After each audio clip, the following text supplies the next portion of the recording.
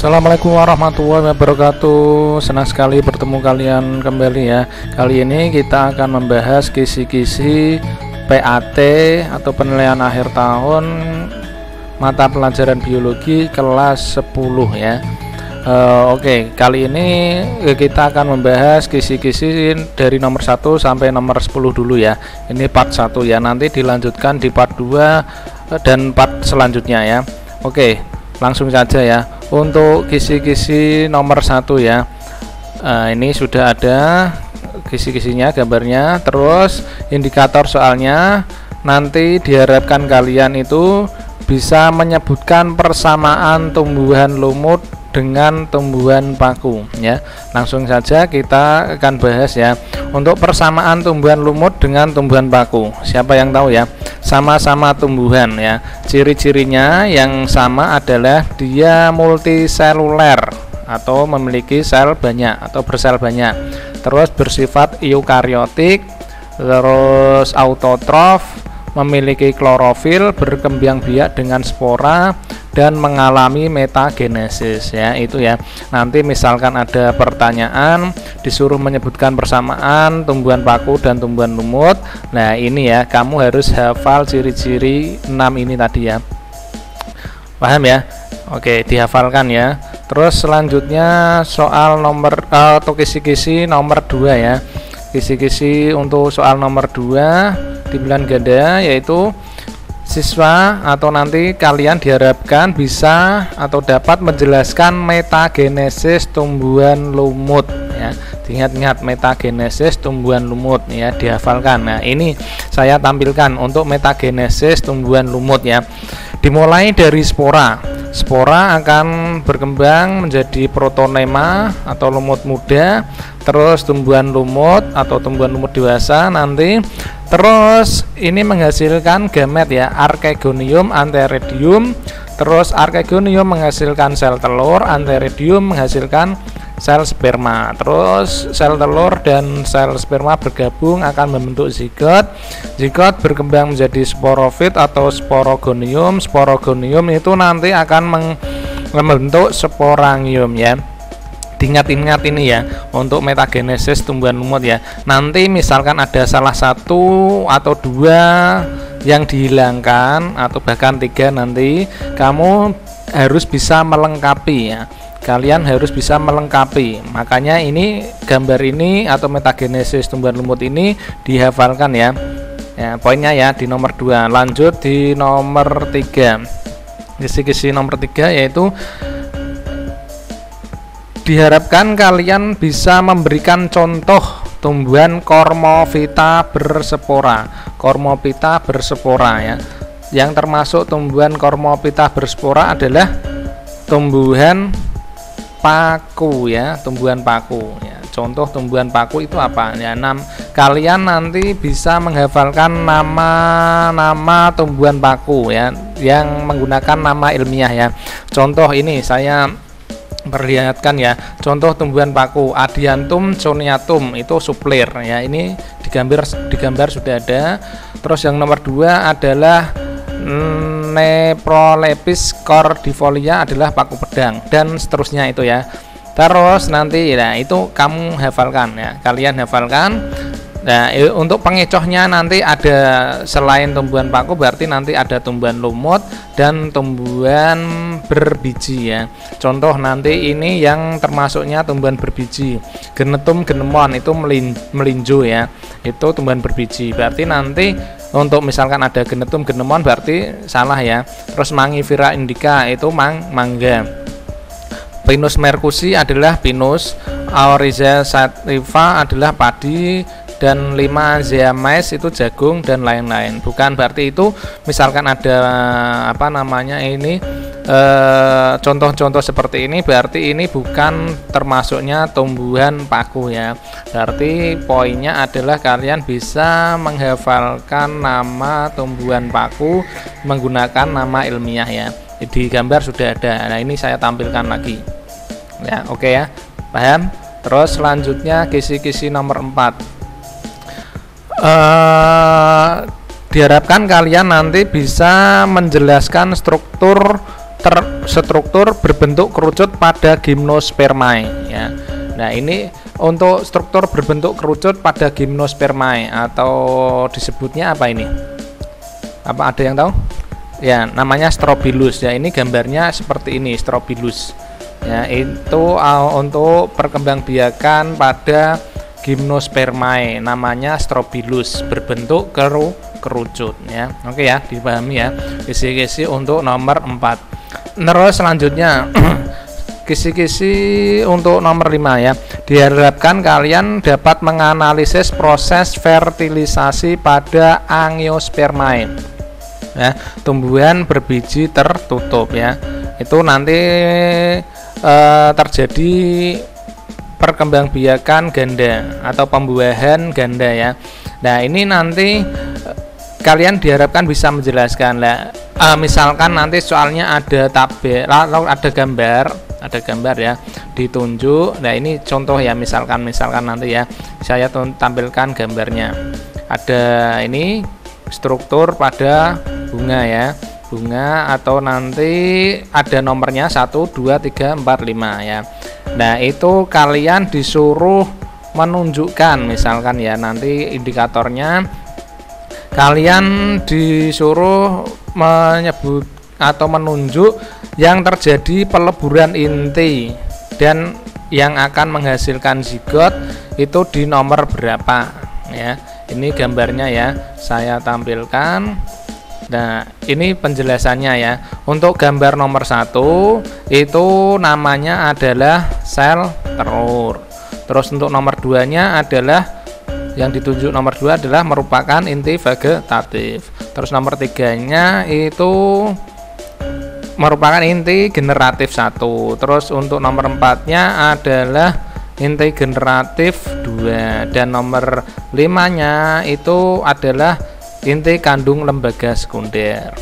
Terus kalau yang pertanyaannya misalkan disuruh mencari atau menunjukkan yang terjadi peleburan inti dan menghasilkan zigot, yaitu di nomor apa? 1 dan 3 ya. 1 berarti itu termasuknya apa tadi? Sel telur, dan nomor 3-nya adalah inti generatif 1 ya. Oke, itu kalau sesuai dengan kisi-kisi di nomor 5 ya. Kalian diharapkan mampu menganalisis proses fertilisasi ya pada angiospermae ya. Selanjutnya untuk nomor 6 ya. Selanjutnya di nomor 6 kalian diharapkan nanti bisa memberikan contoh peran tumbuhan angiospermae bagi manusia. Contoh peran tumbuhan, manfaat tumbuhan bagi manusia ya. Contohnya apa? Nah, misalkan bambu itu untuk apa? Untuk bahan bangunan atau rumah bisa ya. Terus misalkan apa, padi untuk bahan makanan ya. Terus nanti ada yang sebagai bahan obat-obatan, berarti apa? Jahe dan sebagainya ya. Nah, untuk misalkan nanti yang bisa dimanfaatkan untuk pembuatan kain apa? Kapas ya. Terus untuk pembuatan kapuk, untuk tanaman kapuk. Nah, berarti apa? Untuk apa itu? Nah, untuk kasur ya, untuk bantal, guling dan sebagainya itu ya. Untuk pembuatan kasur guling. Ya. Mudah ini. Untuk nomor 6-nya itu cukup memberikan contoh manfaat tumbuhan bagi manusia. Misalkan jambu berarti untuk bahan makanan ya. Nah, terus selanjutnya di nomor 7, kisi-kisi di nomor 7 yaitu membedakan fungsi daun pada tumbuhan paku ya. Membedakan fungsi daun pada tumbuhan paku. Daun pada tumbuhan paku itu ada 2 berdasarkan fungsinya ya, yaitu apa? Tropofil dan sporofil. Nah, untuk tropofil yaitu daun yang bermanfaat untuk apa? Untuk proses fotosintesis. Sedangkan sporofil berarti daun yang berfungsi untuk menghasilkan spora. Ya, ini ya.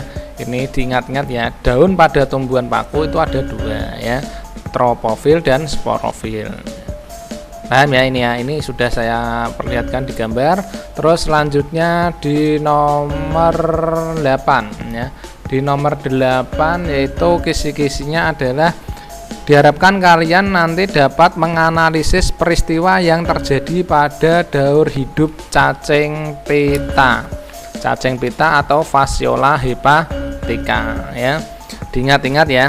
Untuk ini saya sudah perlihatkan gambarnya, nanti bisa di screenshot atau diulangi, dipelajari ya. Yang pertama itu ada telur ya. Ini sudah ada telur, itu berada di sapi ya, di sapi atau hewan ternak, di dalam perutnya. Di dalam perutnya telur nanti akan menetas ya. Telur itu nanti akan menetas ya. Nah, sebelum menetas itu telur itu keluar bersama dengan kotoran hewan ternak atau sapi, terus kemudian jatuh di bawah atau tempat yang basah atau berair. Nanti telur tersebut maka akan menetas menjadi larva bersilia yang disebutnya Miracidium. Di nomor 2 itu namanya Miracidium. Terus Miracidium itu nanti akan masuk ke dalam tubuh siput dan akan berkembang menjadi sporokista. Terus sporokista secara partogenogenesis akan berkembang menjadi redia. Terus selanjutnya redia secara partogenogenesis akan membentuk sirkaria. Sirkaria akan meninggalkan tubuh siput, menempel pada rumput dan berubah menjadi metasirkaria. Terus selanjutnya metasirkaria akan termakan oleh hewan ternak ya, itu metasirkaria itu akan menempel atau dia hidupnya bebas, bisa berjalan terus menempel pada rumput. Nah, pada rumput tersebut nanti akan dimakan lagi oleh sapi atau hewan ternak tersebut. Maka nanti metasirkaria akan berkembang terus menjadi cacing dewasa di dalam organ hati atau di dalam sistem pencernaan hewan ternak ya. Paham ya ini ya, pokoknya diingat-ingat gambarnya ini. Terus nanti tinggal pertanyaannya ya, yang disuruh menyebutkan di sirkarianya ditunjuk di nomor berapa, atau di redianya di nomor berapa, atau sporokistanya ya. Yang penting ini adalah kisi-kisinya. Nanti diharapkan kalian nanti bisa belajar lagi dan menghafalkannya. Selanjutnya di nomor 9 ya. 9 kisi-kisinya adalah menentukan ciri arthropoda ya. Arthropoda ada hewan ya, hewan-hewan yang invertebrata. Ini sudah masuk ke bab hewan yang tidak bertulang belakang, invertebrata. Ya, invertebrata itu ada 8 ya.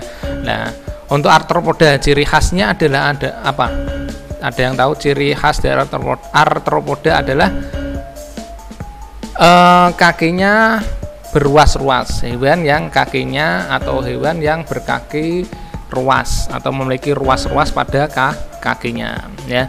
Nah, sedangkan arthropoda sendiri itu nanti ada beberapa kelompok ya. Ada beberapa kelompok, ada 5 kelompok. Yang pertama adalah krustasea, itu udang-udangan ya. Terus insekta, terus diplopoda, insekta serangga, diplopoda itu kaki 1000, silopoda adalah kaki 100 atau contohnya nanti kelabang. Terus untuk nomor 5-nya arachnida ya, laba-laba. Nah, ciri umum arthropoda ya, ciri umum arthropoda tadi ya, kakinya berruas-ruas ya. Sedangkan kita ini kemungkinan nanti bisa yang ditanyakan adalah ciri spesifik dari arthropoda yang kelas apa ya, dari krustasea, insekta, atau diplopoda, atau silopoda, atau arachnida ya. Kita bahas satu persatu. Untuk yang pertama di ciri umum krustasea ya. Krustasea ini saya tampilkan langsung ya, kelompok udang-udangan. Kelompok udang-udangan di situ sudah ada pada gambar ya. Ini ciri-ciri dari krustasea ya. Bisa dibaca sendiri, nanti memiliki 2 pasang antena, kepala menyatu dengan dada atau disebutnya cefalotoraks ya. Tubuh terdiri dari cefalotoraks dan abdomen, perut ya. Ya, dan seterusnya ya nanti ya. Tergantung pertanyaannya nanti ya. Yang ditanyakan ciri khas dari apa ya? Atau krustasea kah, insekta kah, dan sapa atau arachnida ya. Untuk ciri krustasea nanti bisa dibaca sendiri itu. Terus yang kedua adalah ciri dari insekta. Ini sudah ada pada gambar, bisa dibaca sendiri ya. Insekta itu serangga. Kalau nanti kamu kesulitan menghafal, kamu membayangkan contohnya. Kalau insekta serangga seperti ini ya, berarti memiliki ciri-ciri yang bagaimana ya. Terus kemungkinan yang ketiga nanti disuruh memberikan contoh spesifik, menyebutkan ciri spesifik pada arthropoda yang pada kelas Diplopoda ya, Diplopoda. Nah, ini saya tampilkan. Bisa dibaca sendiri atau nanti Diplopoda itu contohnya berarti kaki 1000 ya. Kaki 1000 nanti bisa baca sendiri ciri-cirinya ini. Terus untuk yang nomor 4-nya atau kelas nomor 4 itu Chilopoda atau kaki 100 atau contohnya nanti kelabang ya. Ciri-cirinya bisa dibaca sendiri, ini sudah saya tampilkan ya. Terus atau nanti ciri yang disebutkan atau disuruh menyebutkan ciri spesifik dari kelas arachnida. Arachnida itu apa? Laba-laba ya, laba-laba ini. Apa ciri-cirinya? Ini sudah saya tampilkan. Berarti tubuh terbagi atas kepala yang menyatu dengan dada dan perut. Terus bernafasnya dengan paru-paru, buku atau trakea atau kedua-duanya ya. Terus dan seterusnya. Pokoknya nanti adalah kamu bisa menghafal ciri-ciri dari 5 kelas ini ya, atau insekta, krustasea atau seterusnya makanya ya. Tapi biasanya umumnya adalah yang ciri khas pada arachnida ya, ini dihafalkan ini ciri pada arthropoda yang kelas arachnida. Selanjutnya di nomor 10 ya. Cirinya adalah kisi-kisinya adalah kalian diharapkan mampu atau dapat menyebutkan ciri yang ada pada filmnya. Berdasarkan ciri nanti berdasarkan ciri yang ada, ini ada nanti pengamat atau peneliti, ada siswa yang meneliti atau profesor meneliti, ada ciri-cirinya ya. Nanti kalian disuruh menjawab termasuknya pada kelompok hewan apa ini, hewan kelompok apa. Langsung saja saya berikan contoh ya untuk di nomor 10 ya. Ini ada ciri-ciri hidup di dasar laut, terus tubuhnya menyerupai tanaman, ada yang memiliki tangkai tubuh, terus ada yang ciri yang keempat memiliki lengan yang dilengkapi jumbai-jumbai pinula. Nah, untuk pertanyaannya, berdasarkan ciri tersebut, hewan invertebrata laut tersebut termasuk dalam film dan kelas apa? Ayo, ada yang tahu? Kalau sudah disebutkan ciri-cirinya tersebut ya, hidup di dasar laut, tubuh menyerupai tanaman, terus ada yang memiliki tangkai tubuh, memiliki lengan yang dilengkapi jumbai-jumbai atau pinula. Maka pilihannya apa? Dari A sampai D, kelompok apa? Pada film moluska, contohnya Amphineura, atau moluska yang contohnya Holothuria, Turaidia, terus ataukah yang C Echinodermata, contohnya Crinodea, atau yang D Echinodermata yang kelompok Asteroidea, atau yang moluska yang Lamellibranchiata. Maka jawaban yang tepat adalah yang C ya, Echinodermata yang Crinoidea ya. Sekian dulu untuk part 1 ya, kisi-kisi pembahasan soal PAT biologi kelas 10 ya. Nanti tonton video berikutnya ya, yang part 2 ya. Nanti kisi-kisinya membahas tentang yang nomor 11 sampai nomor 20 ya. Sekian dulu dari saya, mudah-mudahan yang kita pelajari hari ini bisa bermanfaat. Lebihnya mohon maaf. Wassalamualaikum warahmatullahi wabarakatuh.